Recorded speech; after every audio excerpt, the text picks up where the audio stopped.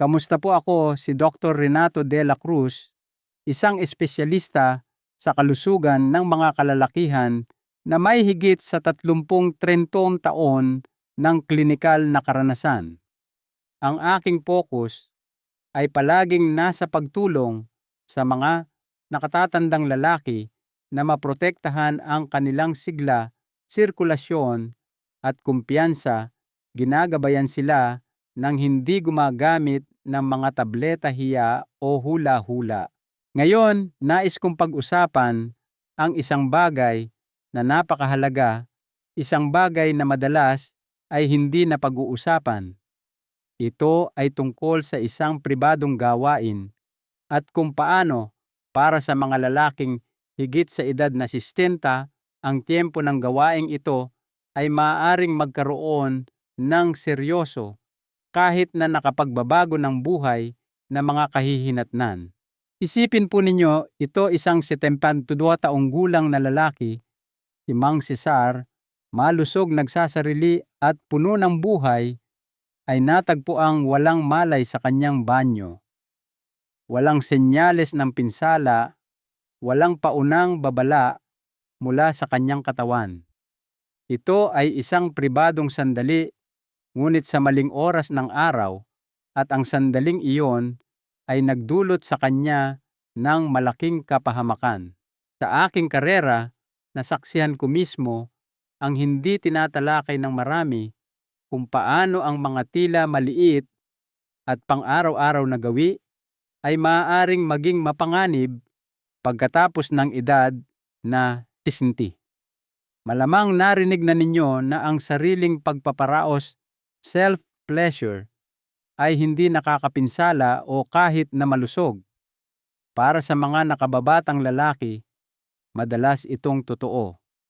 Ngunit, paano kung sabihin ko sa inyo na may mga tiyak na oras sa maghapon kung kailan ang karaniwang gawaing ito ay nagiging isa sa mga pinakamapanganib na bagay na maaaring gawin ng isang senior na lalaki para sa kanyang puso, utak at balanse. Karamihan sa mga lalaki ay hindi kailanman nababalaan tungkol dito. Sa talakayang ito, matutuklasan ninyo ang 7 pinakamapanganib na oras sa maghapon para magsagawa ng sariling pagpaparaos pagkatapos ng edad na 60 batay sa mga tunay na panganib na pisyolohikal na nauugnay sa inyong presyon ng dugo, mga siklo ng hormone, hydration at ritmo ng puso.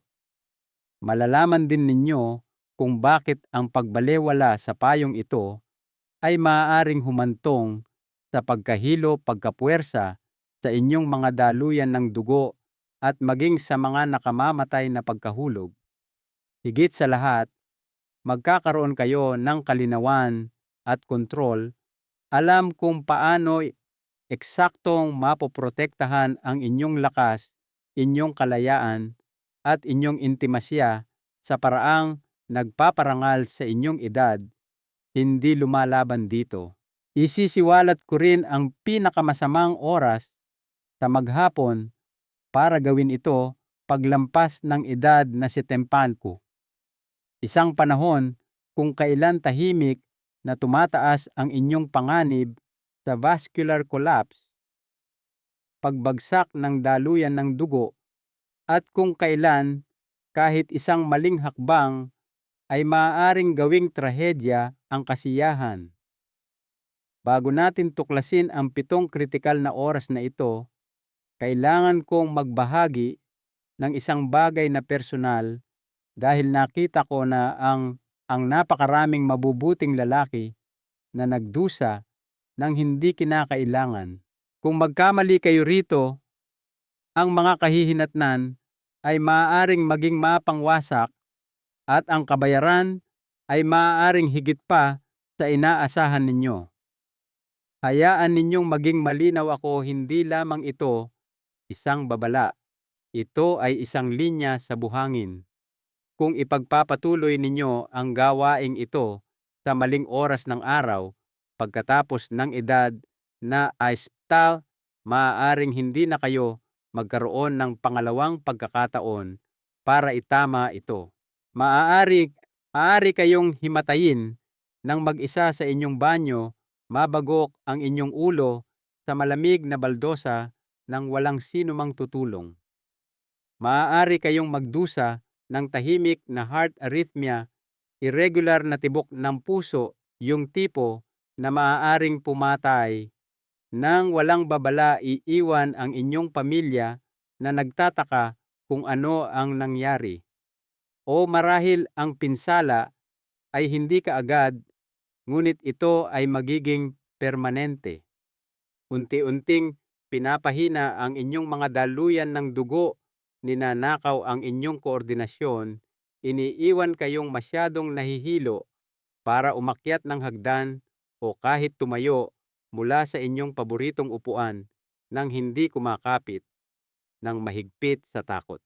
Nakita ko na ang lahat, mga lalaking nawalan ng kakayahang maglakad nang walang tulong dahil sa isang maling tinantiyang sandali.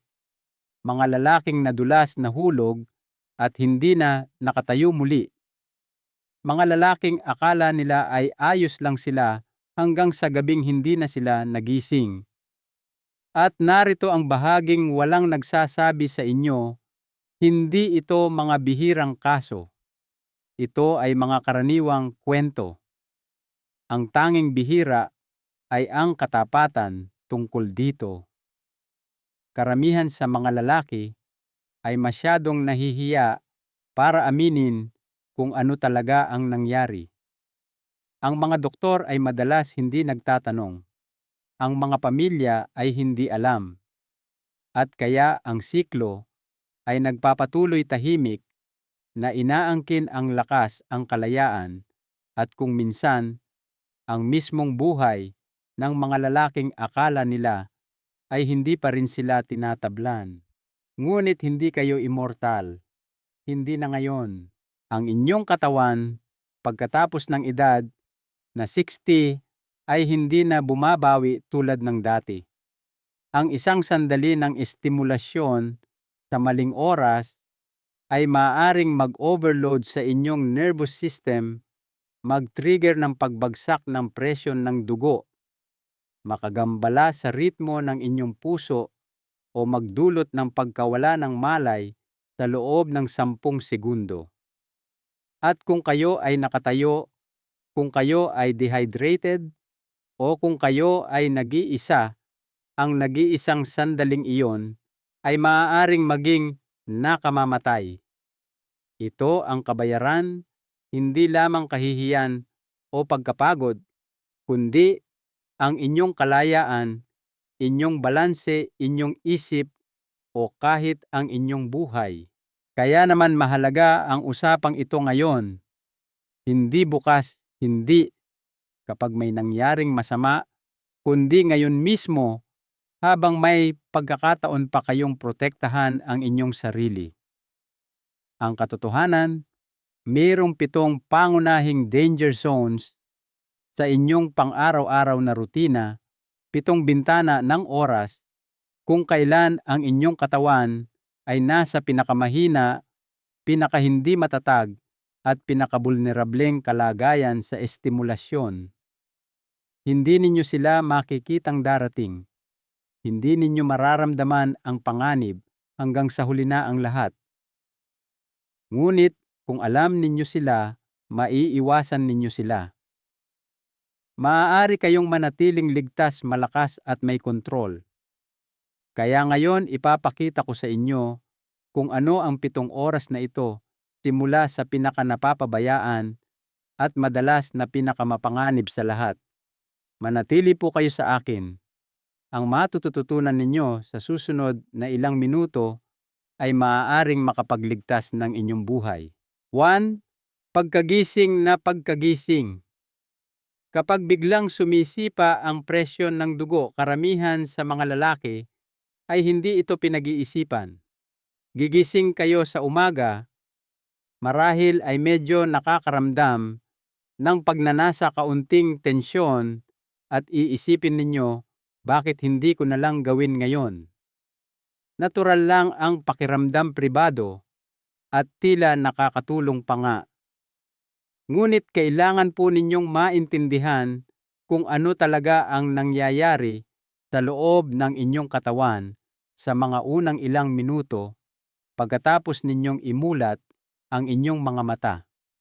Ito ang isa sa mga pinaka-mapanlinlang at mapanganib na oras para sa sinumang lalaking higit sa edad na 100 na magsagawa ng sariling pagpaparaos. Sa sandaling magising kayo, ang inyong katawan ay nagsisimula ng isang matinding pagbabago. Mabilis na tumataas ang inyong presyon ng dugo upang ihanda kayo para sa araw. Bumibilis ang tibok ng inyong puso. Ang inyong adrenal glands ay naglalabas ng bugso ng cortisol at adrenaline, mga stress hormone na nilalayong gisingin ang inyong sistema. Hindi ito isang banayad na proseso, lalo na para sa isang matandang katawan. Para sa isang nasa edad 20s o 30s, karaniwang kayang harapin ng cardiovascular system ang pagbabagong ito. Ngunit para sa mga lalaking higit sa 60, para itong pagpapaandar ng makina ng kotse na hindi napainitan ng maayos sa loob ng ilang buwan. Ngayon, kapag idinagdag ninyo ang sexual na pagpukaw at orgasmo sa ibabaw ng hormonal na pagbugsong ito, lumilikha kayo ng isang perfect storm sa loob ng inyong katawan. Ang masturbasyon ay nangangailangan ng dugo na mabilis na dumaloy patungo sa ari, hinihila ang sirkulasyon palayo sa ibang mahahalagang organo. Ang orgasmo ay nagdudulot ng biglaang pagtaas at pagkatapos ay matinding pagbaba ng presyon ng dugo. Bumibilis ang inyong puso, nagbabago ang inyong paghinga at ang inyong nervous system ay labis na napupukaw. Sa mga nakababatang lalaki, ang stress na iyon ay karaniwang kayang tiisin. Ngunit sa mga nakatatanda, lalo na sa mga may anumang antas ng sakit sa puso, mataas na presyon ng dugo, o kahit banayad na kahinaan sa sirkulasyon, ito ay maaaring humantong sa mga mapanganib na resulta: pagkahimatay, pagkawala ng paningin, pagkahilo, o kahit isang biglaang cardiac event. Mayroon akong pasyente, si Lolo Loben, 74 taong gulang, medyo aktibo na akala niya ay malusog siya. Nahimatay siya ilang minuto lamang matapos ang kanyang pang-umagang gawain sa banyo. Nang suriin namin kung ano ang nangyari, naging malinaw na nagsagawa siya ng sariling pagpaparaos sa sandaling magising siya. Tumipa ang kanyang presyon ng dugo at ang pisikal na pagod ay nagtulak sa kanyang puso na lampasan ang ligtas na hangganan nito. Nabagok ang kanyang ulo sa lababo ng banyo. Nakaligtas siya, salamat sa Diyos, ngunit binago nito ang lahat. Naglalakad na siya ngayon ng may tulong. Wala na ang kanyang kalayaan. Sinabi niya sa akin na may luha sa kanyang mga mata. Kung may nagsabi lang sa akin na mapanganib pala iyon, hindi ko iyon gagawin. Kaya't sinasabi ko ito sa inyo ngayon. Ang tila hindi nakakapinsalang gawaing pampaginhawa ay maaaring maging isang sandali na magbabago sa takbo ng inyong buhay. Kailangan ng inyong katawan ng oras para dahan-dahang magising. Kailangan nito ng hydration, banayad na pagkilos at oxygen, hindi labis na estimulasyon, at tiyak na hindi sa panahong naninikip ang inyong mga daluyan ng dugo at ang inyong puso ay nagtatrabaho na ng higit sa nararapat. Kaya bago kayo magpadala sa maagang tukso sa umaga, tanungin ang inyong sarili, sulit ba ang kasiyahan sa posibleng kapalit? Ang inyong katawan ay mas matalino na ngayon, ngunit mas vulnerable rin. Hindi ito tungkol sa kahihiyan. Ito ay tungkol sa kaligtasan. Ngayon, kung sa tingin ninyo ay mapanganib na iyon, hintayin ninyo hanggang marinig ninyo kung ano ang nangyayari sa ibang oras ng araw. Isa na halos bawat senior ay nabibiktima ng hindi man lang namamalayan. Pag-usapan natin ang mga nakatagong panganib ng pagkapagod sa hapon. Habang pagod sa hapon, kapag pinakamababa ang inyong enerhiya, mayroong tahimik na panganib na nakatago sa gitna ng inyong araw. Hindi ito hayagang nagpaparamdam. Sumusulpot ito ng hindi napapansin, madalas nakabalat kayo bilang simpleng pagod, pangangailangan na magpahinga, humiga o kumalas. Para sa maraming senior, natural na nangyayari ang pagbagal na ito karaniwan sa pagitan ng 2:00 at 4:00 ng hapon. Sa panahong ito ng paghupa, na maaari ninyong maramdaman ang pagnanasang magpalipas ng kaunting tensyon, kaunting pagtakas.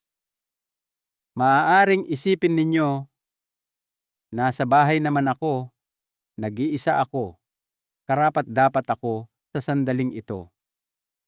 At hindi kayo nagkakamali na magnasa ng kapayapaan o ginhawa. Ngunit nakita ko na ang panahong ito na nagiging isang mahalagang pagbabago sa mas maraming buhay kaysa sa mabilang ko. Narito ang katotohanang hindi alam ng karamihan sa mga lalaki. Ang inyong katawan sa hapon ay nasa isa sa mga pinaka-vulnerableng punto nito. Ang presyo ng dugo ay may posibilidad na bumaba. Bumabagal ang sirkulasyon. Ang inyong nervous system ay nasa banayad na paghupa. Kaya naman, maraming tao ang nakakaramdam ng antok o kawalan ng gana sa mga oras na ito. Ang puso ay medyo mas mahina, ang tibok, ang utak ay nagpapahinga sa pagiging alerto at ang inyong mga kalamnan, lalo na sa mga matatandang katawan, ay nagiging mas madaling manigas, mawalan ng balanse, at magkaroon ng mabagal na oras ng pagtugon. Kapag ipinasok ninyo ang sexual na estimulasyon sa yugtong ito, pinipilit ninyo ang inyong katawan sa isang biglaang pagbabago mula sa mababang enerhiya patungo sa mataas na pangangailangan. Ang biglaang pagkabiglang iyon ay maaaring labis na makapuwersa sa cardiovascular system.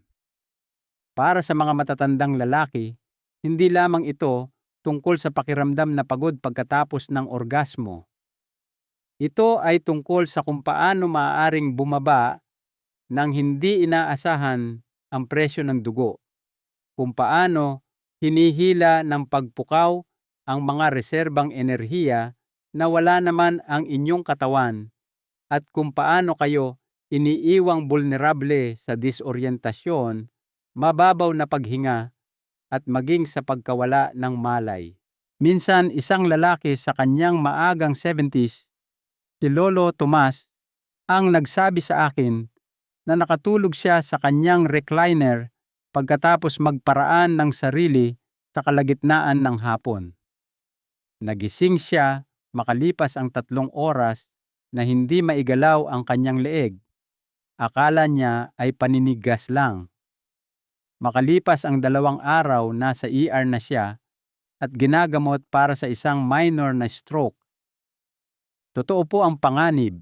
Ang masturbation sa hapon ay maaaring mag-trigger ng tinatawag ng mga doktor na postural hypotension, isang mabilis na pagbaba ng presyon ng dugo kapag nagbago kayo ng posisyon. Para sa mga lalaking nagsasagawa ng gawaing ito habang nakaupo at pagkatapos ay masyadong mabilis na tumatayo, ito ay maaaring mga hulugan ng pagbagsak sa kinatatayuan, pagtama sa mga muebles, o pagkakaroon ng pinsala sa ulo. Kahit walang pagkahulog na mangyari, maraming senior ang naguulat ng matinding antok, panghihina sa kanilang mga binti at isang malabong estado ng pag-iisip na tumatagal ng ilang oras. Hindi lamang ito mga nagkataon. Ito ay mga sintomas ng isang sistema na nasa ilalim ng sobrang stress. Nakarating kayo sa puntong ito ng buhay sa pamamagitan ng pakikinig sa inyong katawan. Ngayon, higit kailanman kritikal na ipagpatuloy ang paggawa niyan. Ang pagkapagod sa hapon ay hindi panahon para pilitin ang sarili. Ito ang panahon para magpahinga, uminom ng tubig, mag-unat, o kahit umidlip sandali.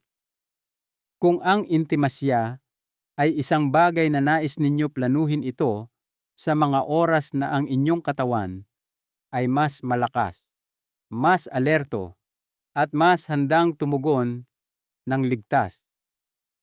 Dahil gaano man kapanganib ang pagkapagod sa hapon, may isa pang sandali, isa na bihirang ituring nating mapanganib, na nagdadala ng ibang-iba na panganib. Ito ay isang panahon kung kailan ang inyong katawan ay nasa ilalim na ng presyon mula sa loob at maaaring sinasabotahin ninyo ang inyong kalusugan nang hindi man lang namamalayan. Tingnan natin ng mas malapitan kung ano ang nangyayari kapag pinili ninyo ang maling sandali pagkatapos mismo ng isang malaking kainan. Triko, pagkatapos mismo ng malaking kainan. Kapag prioridad ang pagtunaw ng pagkain, maaaring magulat kayo na marinig ito, ngunit ang ilan sa mga pinakamapanganib na sandali para sa mga matatandang lalaki ay hindi.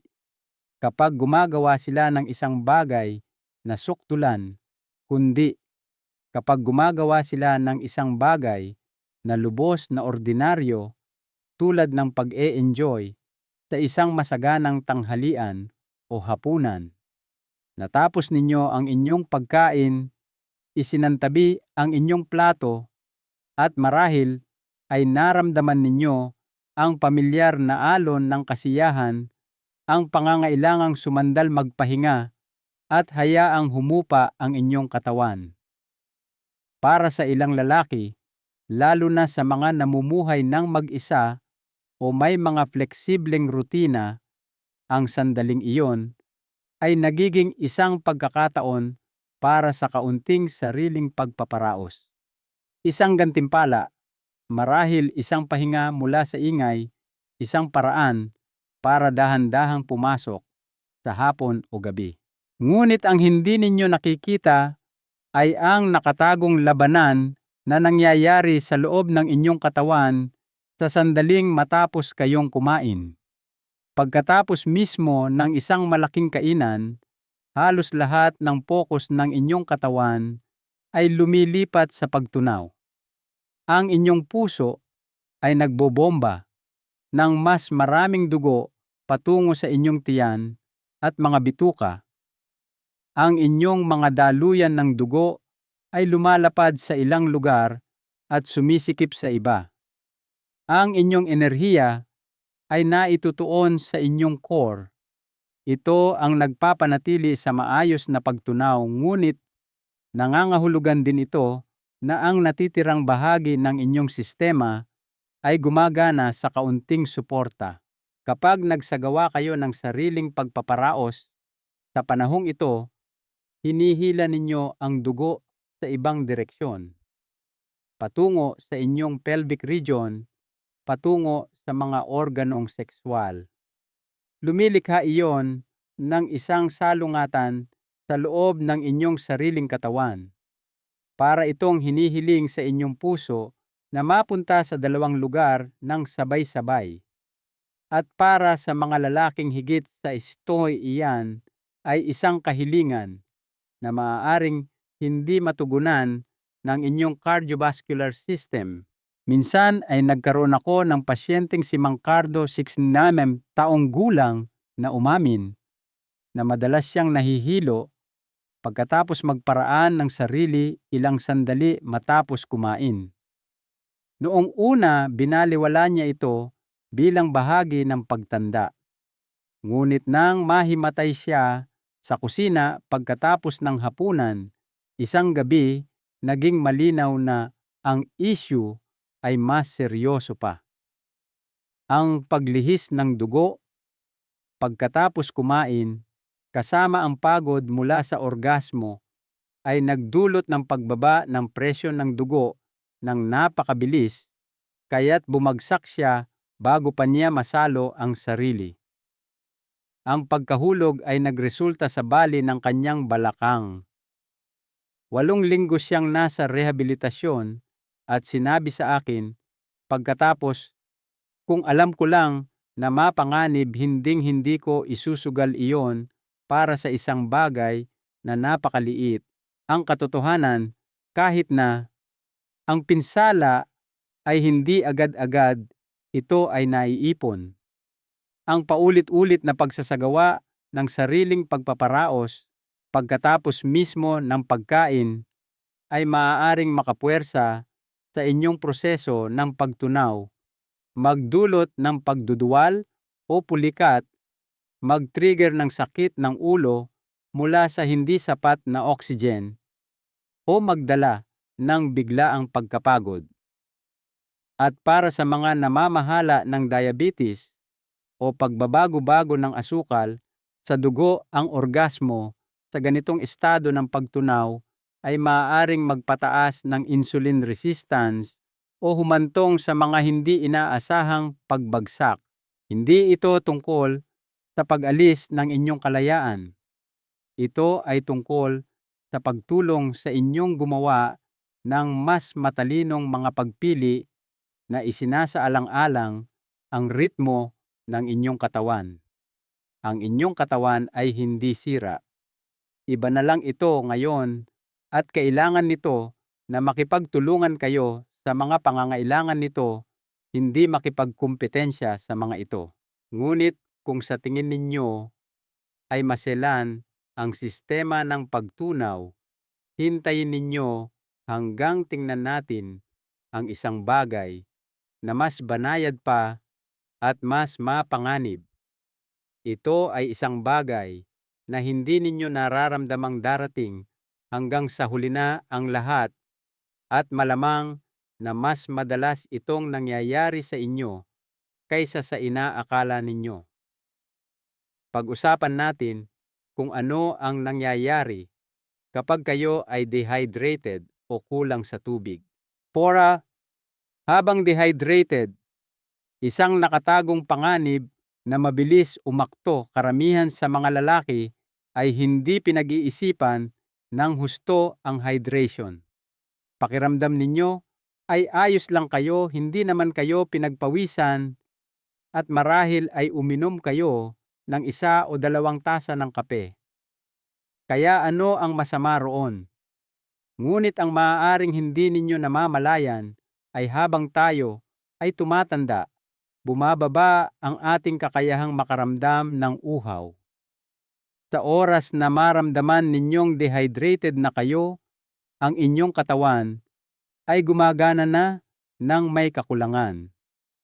Dito na nagsisimulang gumapang ang tahimik na pinsala at kung kailan ang isang bagay na kasing pribado at personal ng masturbasyon ay maaaring tahimik na maging isang seryosong panganib. Ang gimunan, ang inyong dugo ay nangangailangan ng tubig upang dumaloy ng mahusay. Ang inyong mga kalamnan ay nangangailangan ng hydration upang gumalaw ng walang pulikat. Ang inyong puso ay nangangailangan ng likido sa daluyan ng dugo upang makapagbomba ng maayos at maiwasan ang pagkapuwersa. Kapag kayo ay kahit bahagyang dehydrated lamang, ang inyong dugo ay nagiging mas malapot ang inyong mga daluyan ng dugo ay sumisikip at ang inyong cardiovascular system ay kailangang magtrabaho ng mas mabigat para lamang mapanatili kayong nakatayo. Idagdag pa ang sexual na pagpukaw sa larawang iyan. Isang kilos na nagpapabilis ng tibok ng inyong puso, humihila ng dugo patungo sa inyong pelvic region at nagdudulot ng biglaang pagpapakawala ng tensyon. Ngayon ay naglagay kayo ng napakalaking puwersa sa isang sistema na nasa ilalim na ng presyon. Naaalala ko ang isang Ginoo sa kanyang huling 60s, si Lolo Ernesto, na nagsabi sa akin na nagsimula siyang makaranas ng pulikat sa binti at palpitasyon ng puso pagkatapos mismo ng orgasmo. Walang saysay ito sa kanya hanggang sa tingnan namin ang kanyang rutina. Hindi siya umiinom ng tubig sa buong araw, puro ilang tasa lang ng kape. Pagkatapos sa maagang hapon, mararamdaman niya ang pagnanasa at gagawin ito. Ang kanyang mga kalamnan ay sumisigaw para sa hydration. Ang kanyang presyon ng dugo ay hindi matatag at ang kanyang katawan sa halip na mag-relax pagkatapos ng orgasmo ay magre-rebelde na may matinding pulikat at malakas na kabog ng dibdib. Akala niya ay pagkabalisa ito, ngunit sa katotohanan ito ay ang kanyang katawan na nagwawagayway ng pulang bandila. Ang dehydration ay nakakaapekto ng higit pa sa ginhawa. Nakakagambala ito sa sirkulasyon, nagpapababa ng enerhiya at nagpapataas ng panganib ng mga impeksyon sa daanan ng ihi, urinary tract infections o UTI. Para sa mga lalaking may problema sa prostate, ito ay lalong mapanganib. Pagkatapos ng orgasmo, kung ang pantog at urethra daanan ng ihi ay hindi maayos na nalilinis dahil sa kakulangan ng likido, maaaring manatili at dumami ang bakterya. Mas nagiging madalas ang mga impeksyon. Ang pakiramdam ng ginhawa ay napaparesan ng hapdi, discomfort o ang pangangailangang umihi ng mas madalas minsan sa loob ng ilang oras. Maaari rin kayong pakaranas ng pagkahilo o kahit pagkalito pagkatapos ng orgasmo. Wala iyan sa inyong isip. Ito ay ang inyong utak na tumutugon sa kakulangan ng dugong mayaman sa oxygen. At para sa mga senior, kahit ang panandaliang pagkalito ay maaaring humantong sa mga aksidente, pagkadulas o disoryentasyon na mag-iiwan sa inyong nanginginig sa natitirang bahagi ng araw. Nais kong maunawaan ninyo na hindi ito tungkol sa paglilimita sa inyong kasiyahan. Ito ay tungkol sa pagprotekta sa inyong kapangyarihan. At ang hydration ay isa sa pinakamadali, napapabayaang paraan para gawin iyan. Kung nagpaplano kayong magsagawa ng sariling intimasya, uminom muna ng tubig. Bigyan ang inyong katawan ng lakas na kailangan nito para maproseso ang karanasan ng ligtas. Ngunit habang ang dehydration ay isang nakatagong panganib, may isa pang sandali na mas mapanlinlang pa dahil pakiramdam nito ay ligtas, pakiramdam nito ay nakaka-relax. At nangyayari ito sa isang silid ng bahay kung saan karamihan sa mga aksidente ay maaaring maging nakamamatay. Pag-usapan natin kung ano talaga ang nangyayari kapag nagsasagawa kayo ng sariling pagpaparaos pagkatapos mismo maligo. 5. Pagkatapos mismo maligo, isang maling pakiramdam ng relaksasyon. Mayroong isang bagay na hindi maikakailang nakakaginhawa sa isang mainit na shower o paliligo. Pinaparelax nito ang inyong mga kalamnan, pinapakalma ang inyong mga nerbiyos, at binibigyan kayo ng sandali ng kapayapaan sa isang kung hindi man ay abala o malungkot na araw. Para sa maraming matatandang lalaki, pakiramdam nila ito ang perpektong oras para lubusang mag-relax, marahil ay para magpakasawa sa isang sandali ng pribadong kasiyahan. Nauunawaan ko na pakiramdam nito ay ligtas, tahimik at personal. Ngunit ang nararamdaman ninyo sa ibabaw ay hindi sumasalamin sa kung ano ang nangyayari sa kaibuturan ng inyong katawan, at ang pagkakaibang iyon ay maaaring magdulot sa inyo ng higit pa sa inaakala ninyo. Kita ninyo, kapag lumabas kayo mula sa isang mainit na shower, ang inyong katawan ay nasa ilalim pa rin ng impluwensya ng init. Ang init na iyon ay nagdudulot ng vasodilation, lumalapad ang inyong mga daluyan ng dugo, bahagyang bumababa ang presyon ng dugo, at bumabagal ang sirkulasyon sa ilang mga lugar. Maaaring medyo nahihilo na kayo, lalo na kung maaalimuom ang silid o kung masyado kayong matagal na nakatayo. Ngunit hindi diyan nagtatapos ang panganib.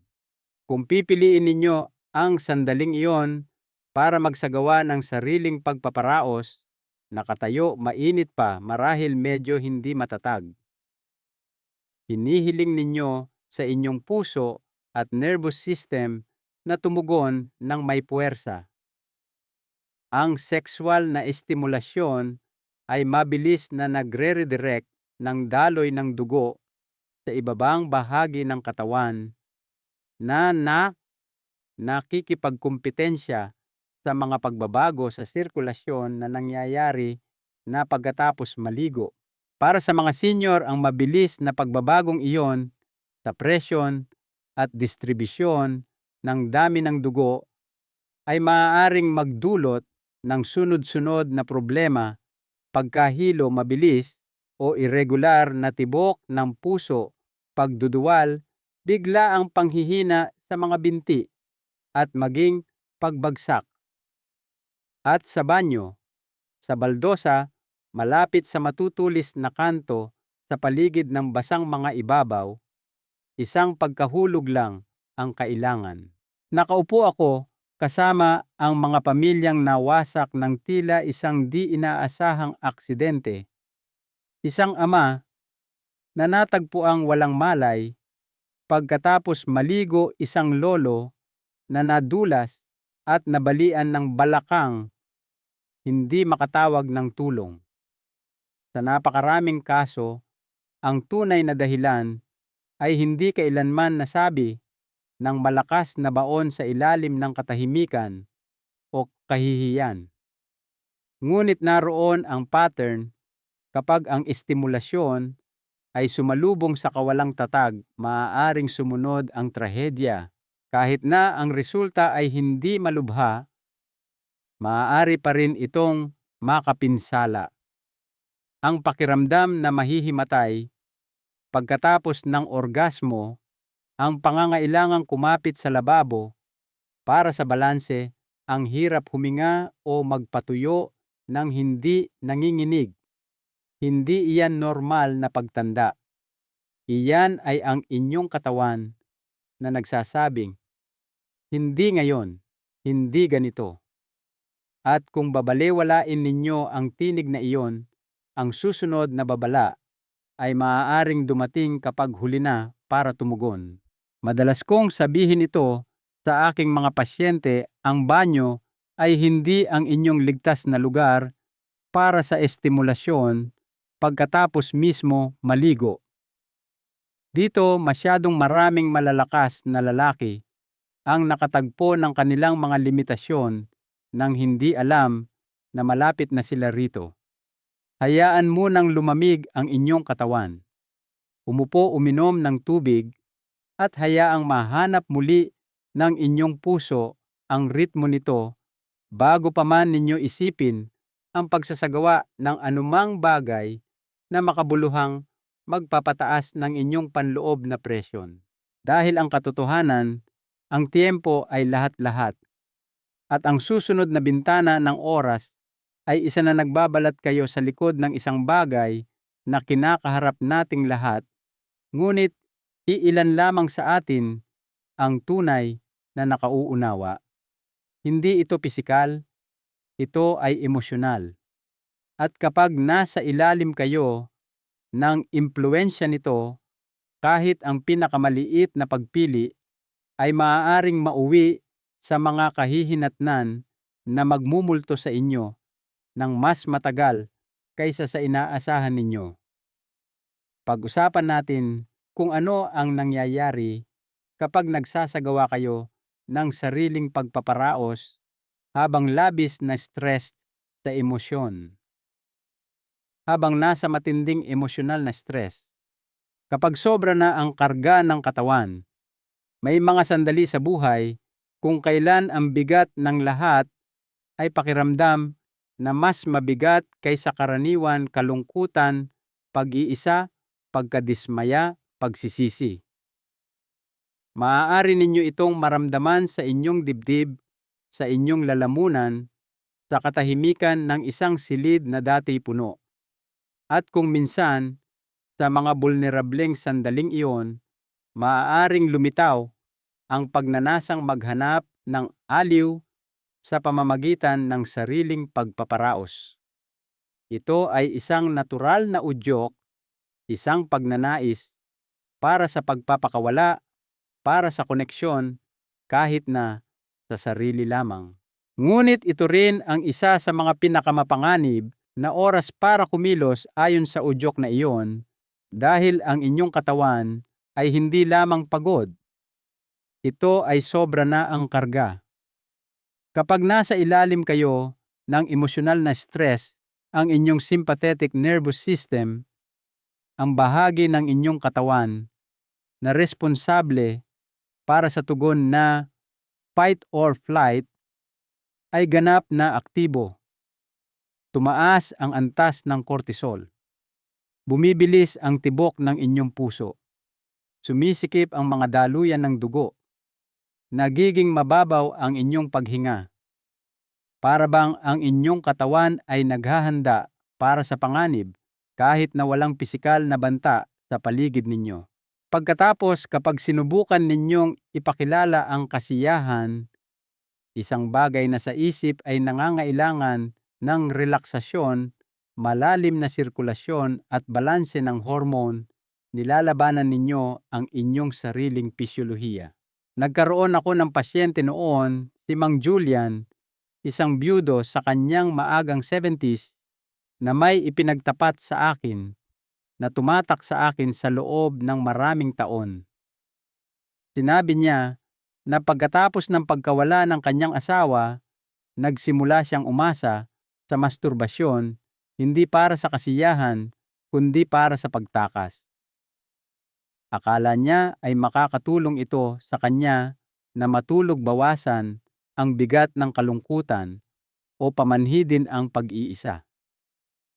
Ngunit sa bawat pagkakataong ginawa niya ito, sa mga panahong mababa ang kanyang emosyonal na estado, mas malala ang kanyang pakiramdam. Pagkatapos, hindi lamang sa emosyonal, kundi pati na rin sa pisikal. Nakaranas siya ng mga palpitasyon sa puso, kakapusan sa paghinga, at isang kakaibang lumulubog na panghihina na nag-iwan sa kanyang nanginginig. Akala niya ay nababaliw na siya. Sa katotohanan, ang kanyang katawan ay tumutugon lamang sa sobrang pagtulak habang nasa maling estado. Kita ninyo, ang emotional na stress ay isa ng pisikal na pasanin. Tumaas ang inyong presyon ng dugo, maaaring humina ang inyong immune function at nagdurusa ang inyong mental na kalinawan. Idagdag pa ang sexual na estimulasyon diyan at nanganganib kayong itulak ang timbangan.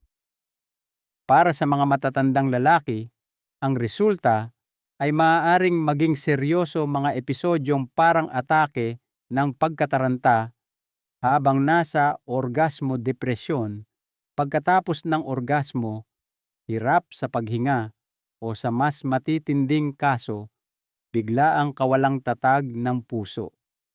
Maaaring hindi ninyo man lang iugnay ang mga sintomas na iyon sa ginawa ninyo, ngunit ipinapangako ko sa inyo, totoo ang koneksyon.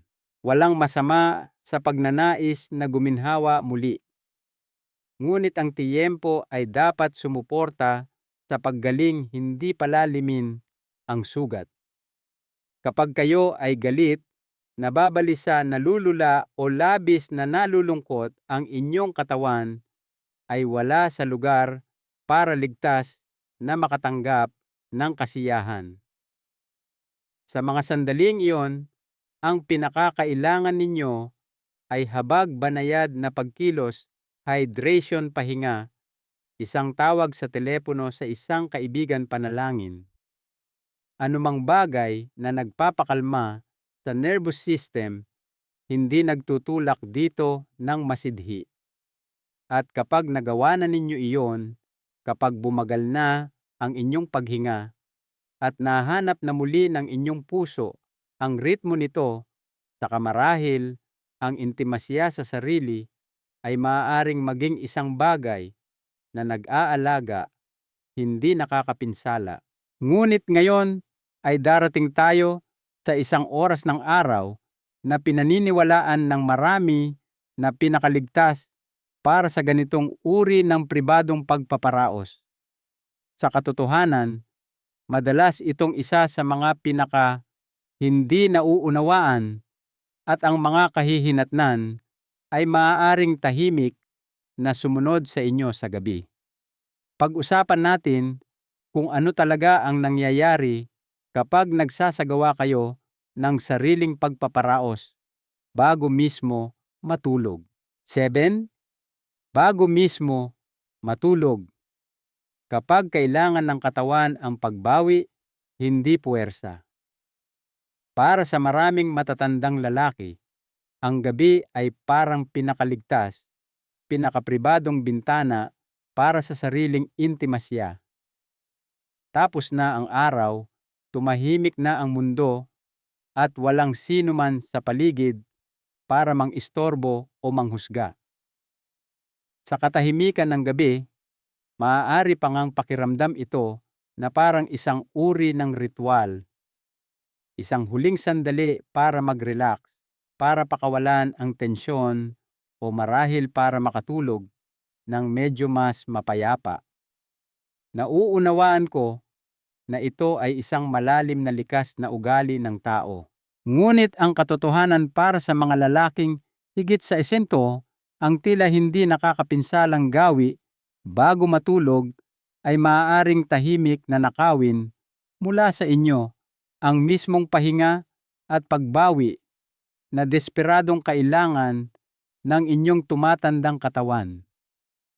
Habang papalubog ang araw, ang inyong katawan ay nagsisimulang magbago ng takbo, pumapasok sa isang natural na yugto ng pagkukumpuni at pagbawi. Bumabagal ang tibok ng inyong puso, karaniwang nagsisimulang bumaba ang inyong presyon ng dugo, at bumababa ang temperatura ng inyong core. Ang mga hormone na tumutulong sa inyong mag-relax, tulad ng melatonin at serotonin, ay nagsisimulang tumaas, habang ang cortisol, ang stress hormone, ay humuhupa sa likuran. Naghahanda ang inyong nervous system para gumaling. Ngunit kapag ginambala ninyo ang maselang prosesong iyon sa pamamagitan ng pagpukaw at orgasmo, lumilikha kayo ng isang alon ng estimulasyon na maaaring hindi kayang harapin ng maayos ng katawan sa oras na iyon. Pagkatapos ng orgasmo, maaaring tumaas muli ang tibok ng puso at maaaring sumikip ang mga daluyan ng dugo. Para sa ilang lalaki, lalo na sa mga may pamamaga ng prostate o banayad na problema sa pag-ihi. Ang gabing-gabing orgasmo na iyon ay maaaring mag-trigger ng madalas na pagpunta sa banyo sa buong gabi. Maaaring mas mabilis kayong makatulog sa simula, ngunit ang tulog ay madalas na mas mababaw, mas pira-piraso. Maaari kayong magising ng maraming beses na hindi nakapahinga, nalilito kahit iritable, at maaaring hindi ninyo man lang namamalayan ang dahilan. Isang pasyente, si Lolo David, isang 71 taong gulang na lalaki na nakatrabaho ko, ang nagsabi sa akin na ang kanyang mga gabi ay lalong nagiging hindi mapakali. Nagigising siya ng maraming beses para umihi at ang kanyang mga panaginip ay lalong nagiging matingkad at nakakabagabag. Akala niya ay pagtanda lang ang sumasapit. Ngunit nang suriin namin ang kanyang rutina, nalaman namin na regular siyang nagsasagawa ng sariling pagpaparaos bago mismo matulog. Nang ayusin niya ang tiyempo, pinapayagan ang hindi bababa sa 1 o 2 oras na pagpapahupa. Pagkatapos ang kanyang tulog ay nagsimulang bumuti ng malaki. Sinabi niya sa akin na parang sa wakas ay nakakakuha na muli ng buong gabing pahinga ang kanyang katawan. Ang gawin na ito ay nakakaapekto rin sa kakayahan ng katawan na ganap na mag-detoxify at mag-regenerate. Ang tulog ay kung kailan nililinis ng inyong utak ang mga dumi, nagkukumpuni ang inyong mga kalamnan at nagre-reset ang inyong immune system. Kung ang inyong sistema ay labis na napukaw mula sa gawaing panggabi, maaaring maantala ang mga mahalagang proseso ng paggaling na iyon. Ang nagsisimula bilang isang maliit na pagkagambala, isang masamang gabi ng tulog, ay maaaring lumaki at maging mga araw ng pagkapagod, mahinang balanse, malabong pag-iisip, at nabawasang motibasyon. Hindi lamang kayo nawawalan ng tulog, posibleng nawawalan din kayo ng lakas, kalinawan, at kapayapaan. Ang layunin ay hindi alisin ang kasiyahan. Ito ay protektahan ang lugar nito sa isang katawan na karapat-dapat sa wastong pangangalaga. Kaya sa halip na ang orgasmo ang huling bagay na gagawin ninyo bago matulog, isaalang-alang na gawin itong bahagi ng inyong maagang gabi. Maglaan ng oras para humupa ang inyong sistema. Hayaang ang inyong katawan ay dahan-dahang matulog na may malinaw na senyales na oras na para magbalik lakas, hindi para tumugon. Ngunit ngayong nakita na ninyo ang lahat ng 7 mapanganib na sandaling ito, maaaring nagtatanong kayo, mayroon bang ligtas na oras? Ang sagot ay oo. Sa katunayan, may isang bahagi ng araw kung kailan ang inyong katawan ay natural na nakahanay para sa katatagan, lakas at pagbawi, at iyan mismo ang ating susunod na tatalakayin. Kung gayon, kailan ang pinakaligtas na oras? Matapos ang lahat ng ating natalakay, ang mga babala, ang mga panganib, ang mga nakatagong kapahamakan, natural lamang na magtanong, mayroon bang ligtas na oras para sa mga matatandang lalaki na magsagawa ng sariling pagpaparaos? Ang sagot, salamat sa Diyos, ay oo. Ngunit hindi lamang ito tungkol sa pagpili ng sandali kung kailan kayo nag-iisa o kung kailan tahimik ang bahay. Ito ay tungkol sa pagpili ng oras kung kailan ang inyong katawan ay pinakamatatag, pinakamasigla, at hindi gaanong vulnerable sa mga biglaang pagbabago na maaaring kaakibat ng pagpukaw at orgasmo. Ang panahong iyon para sa karamihan ng mga lalaking higit sa 60 ay karaniwang sa huling bahagi ng umaga, kadalasan sa pagitan ng alas 9:00 ng umaga at alas 1:00 ng umaga. Sa oras na ito, nagkaroon na ng pagkakataon ang inyong katawan na ganap na magising. Ang inyong presyon ng dugo ay karaniwang nag-level out na mula sa maagang pagsipa nito sa umaga. Malamang ay nakainom na kayo ng tubig, marahil ay nakakain ng magaang almusal, at marahil ay nakakilos-kilos na. Maayos na ang daloy ng inyong sirkulasyon, mas malinaw ang inyong utak, at ang inyong puso ay nasa mas pantay na ritmo na. Ito ang panahon kung kailan pinakahanda ang inyong katawan na harapin ang pansamantalang pangangailangan ng estimulasyon. Sa aking mga taon ng pagtatrabaho sa mga matatandang lalaki, nakita ko ang isang pare-parehong pattern. Yaong mga naghintay hanggang sa huling bahagi ng umaga para magsagawa ng anumang anyo ng intimasya, maging sa kapareha o pribado, ay nag-ulat ng mas kaunting mga side effect, mas mahusay na enerhiya pagkatapos, at mas kaunting mga pagkakataon ng pagkahilo, pagkapagod, o emosyonal na pagbagsak.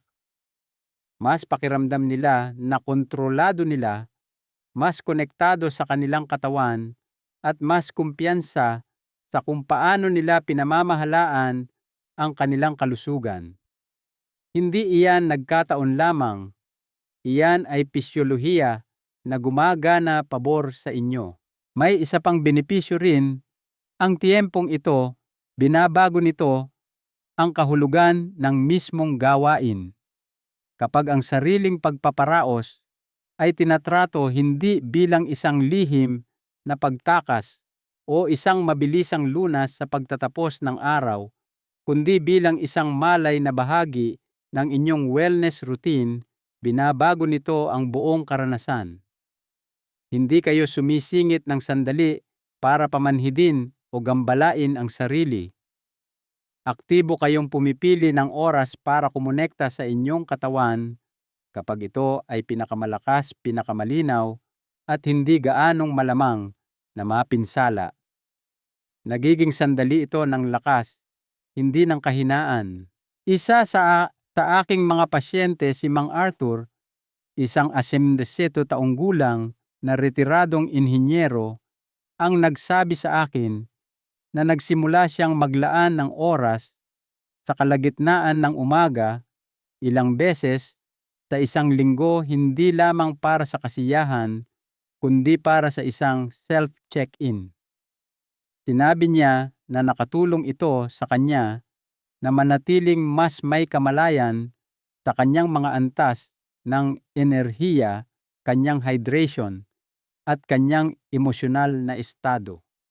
Nagsimula niyang tingnan ang intimasya hindi bilang isang bagay na hiwalay sa kanyang kalusugan, kundi bilang isang bagay na hinabi dito. Ang pagbabagong iyon ay nagbago ng lahat para sa kanya. Kaya kung nagtatanong kayo kung kailan ligtas, kung kailan talaga pinakamahusay na gawin ang natural na gawaing ito, simple lang ang sagot: maghintay hanggang ang inyong katawan ay ganap ng nakarating sa araw.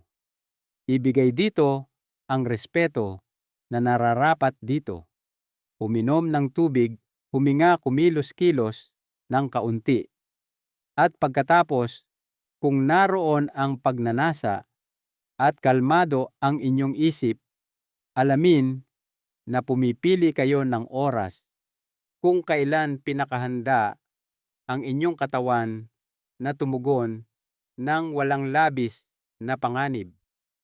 Dahil pagkatapos ng isite, hindi lamang ito tungkol sa kung ano ang ginagawa ninyo. Ito ay tungkol sa kung kailan at paano ninyo ito ginagawa na pinakamahalaga. At ngayong alam na ninyo ang pinakaligtas na oras, pagsama-samahin natin ang lahat at pag-usapan kung ano ang ibig sabihin nito para sa inyong buhay pasulong. Isang huling salita mula kay Doc Renato Rene de la Cruz.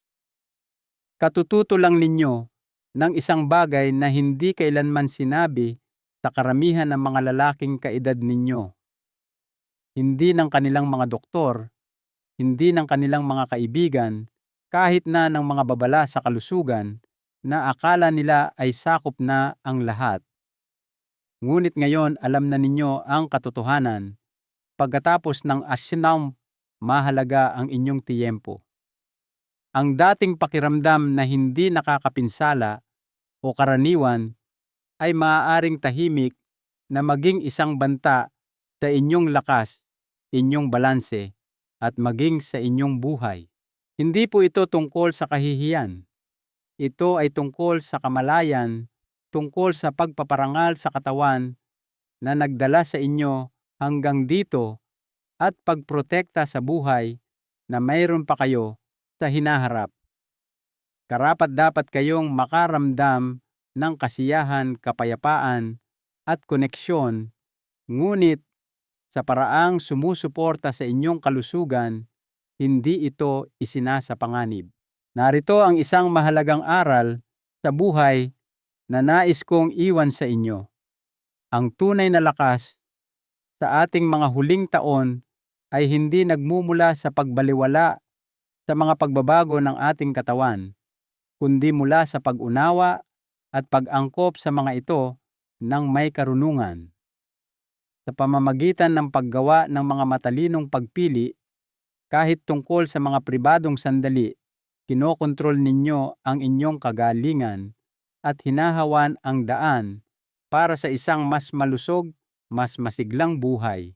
Simulan ninyong tratuhin ang mga sandaling ito ng may parehong pangangalaga na ibinibigay ninyo sa inyong mga gamot, inyong mga pagkain, at inyong pisikal na aktibidad. Piliin ng matalino ang oras. Makinig sa kung ano ang sinusubukang sabihin sa inyo ng inyong katawan. Dahil ang mga pagpiling gagawin ninyo ngayon ang huhubog sa lakas at kalayaan na dadalhin ninyo sa lahat ng inyong mga bukas. Hindi pa kayo masyadong matanda para manatiling malakas. Hindi pa huli ang lahat para protektahan ang mahalaga. At ngayon, hindi na kayo walang kamalayan. May kapangyarihan kayong gawing isang malay na kilos ang isang pribadong gawi na sumusuporta sa inyong mahabang buhay. Gamitin ito ng maayos. Karapat-dapat kayo sa karapatang iyan. Ang mga aral na ito ay nilalayong magbigay inspirasyon sa inyo na mamuhay ng lubos at tunay. Ngayon, nais kong marinig mula sa inyo. Maglaan ng sandali para magnilay at ibahagi ang isang bagay na natutunan ninyo mula sa talakayang ito na plano ninyong ilapat sa inyong sariling buhay. Suportahan natin ang isa't isa sa paglalakbay na ito patungo sa pagyakap sa mga katotohanan ito.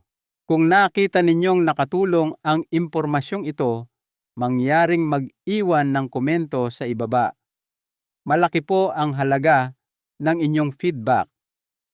Huwag kalimutang i-like ito, ibahagi sa mga kaibigan o kamag-anak na maaaring makinabang at mag-subscribe para sa higit pang nilalaman na nakatuon sa kalusugan at kagalingan sa inyong mga senior years. Salamat po sa inyong oras at naway mamuhay kayo ayon sa inyong sariling mga tuntunin ng may kalusugan at karunungan.